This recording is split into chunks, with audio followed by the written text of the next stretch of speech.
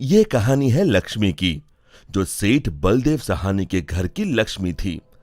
लक्ष्मी के 3 भाई थे, जो गांव के साहूकार थे।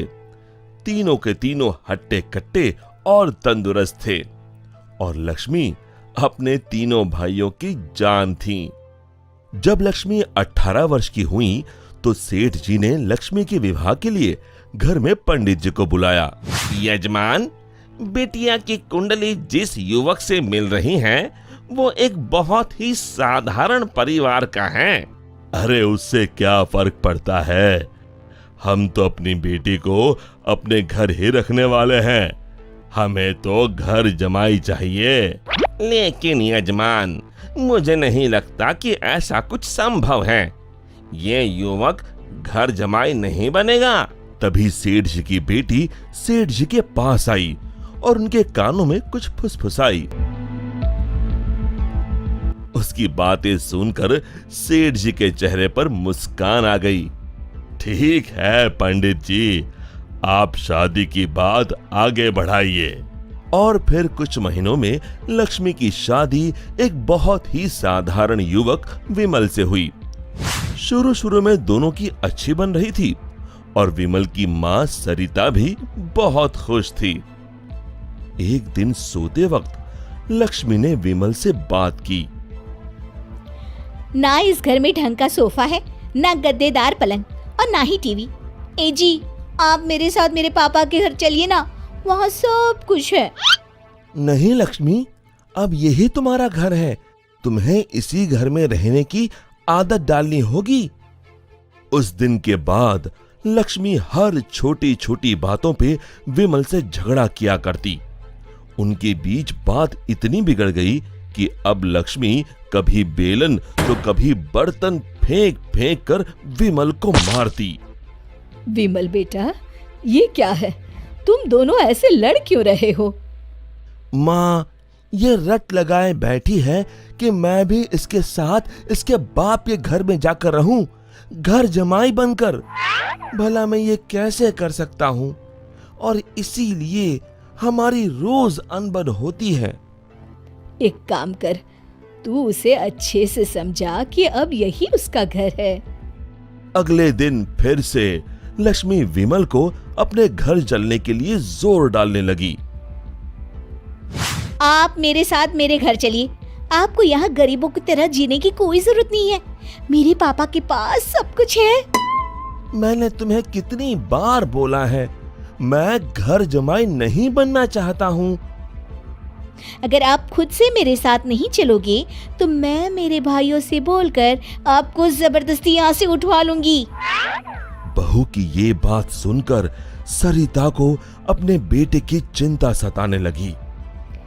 इसके तीनों भाई तो इतने शक्तिशाली है, मेरे बेटे का क्या हाल होगा। ये मैंने क्या कर दिया, इससे अच्छा तो किसी गरीब की बेटी ब्याह लाती, कम से कम कोई आफत तो नहीं आती। अब सिर्फ बाबा जी ही मेरी मदद कर सकते हैं। सरिता बहुत दूर एक बाबा जी के पास गई और उन्हें अपनी पूरी दुख भरी दास्तान बताई। अब आप ही बताइए बाबा जी, मैं अपने बेटे को बचाने के लिए क्या कर सकती हूँ? ये ताकतवर इंसान ऐसे ही होते हैं, हमेशा निर्बलों को दबाना चाहते हैं। अब सिर्फ गुफा में रहने वाली डायन ही तुम्हारी मदद कर सकती है, सिर्फ वही तुम्हें ताकतवर बना सकती है, जिससे तुम अपने बेटे को बचा सकती हो। बाबा जी, मुझे ये डायन कहाँ मिलेगी? वो उत्तरी दिशा में मिलेगी, लेकिन उससे मिलने से तुम्हारे प्राण भी संकट में आ सकते हैं। अपने बेटी की जान बचाने के लिए मैं कुछ भी कर सकती हूँ। सरिता उत्तरी दिशा में निकल पड़ी और गुफा तक पहुंचते पहुंचते उसे रात हो गई। कोई है यहाँ? क्या आज एक इंसान यहाँ खुद चलकर आया है? वो भी मेरा खाना बनने। मैं आपसे मिलने आई हूँ। मिलने? मुझसे? हाँ। वो भी खुद चल के? बताओ बताओ क्या बात है? सरिता ने डायन को अपनी कहानी सुनाई।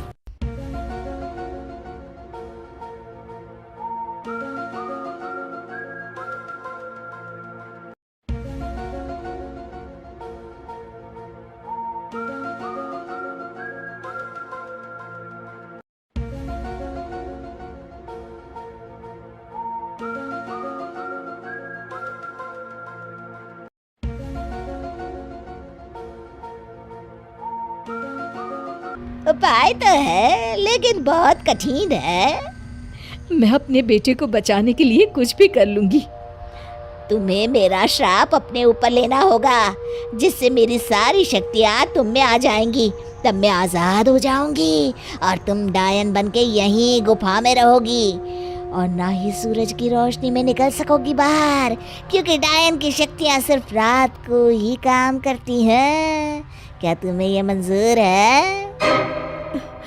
विमल को बचाने के लिए अगर मुझे डायन भी बनना पड़े तो मंजूर है।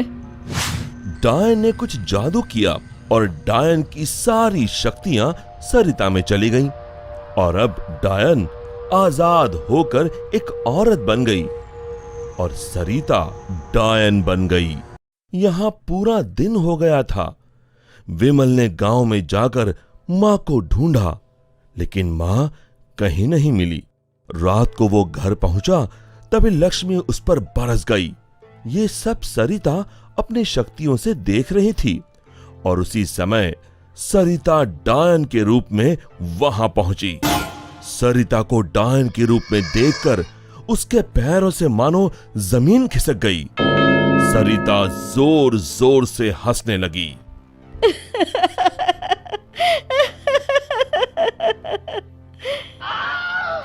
आलतू जलाल तू आई बला को टाल तू, आलतू जलाल तू आई बला को टाल तू, आलतू जलाल तू आई बला को टाल तू, आलतू जलाल तू आई बला को टाल तू, आलतू जलाल तू आई बला को टाल तू।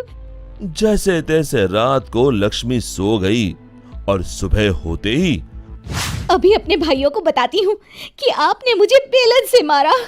लक्ष्मी दरवाजे से पांव बाहर डाल ही रही थी कि सरिता ने अपने हाथ लंबे कर कर लक्ष्मी के पांव पकड़ लिए। अब तुम इस चौखट के बाहर बिल्कुल नहीं जाओगी। एक बार फिर से लक्ष्मी बेहोश हो गई। अब जब भी लक्ष्मी कुछ बेतुका करने जाती थी, सरिता बीच में आकर अपने बेटे को बचा लेती और बेचारी लक्ष्मी डायन से डरकर घर के कोने में दुबक कर बैठी रहती। आलतू जलाल तू आई बला को टाल तू, आलतू जलाल तू आई बला को टाल तू, आलतू जलाल तू आई बला को टाल तू। विमल दिन रात अपनी माँ को याद करके रोता। तू कहाँ है माँ? कहाँ चली गई मुझे छोड़ के?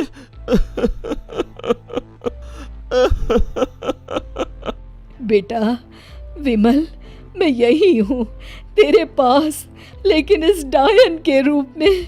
ये सब सुन विमल बहुत डर जाता है।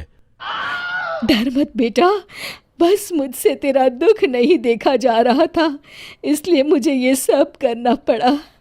ये सब पीछे खड़ी लक्ष्मी सुन रही थी।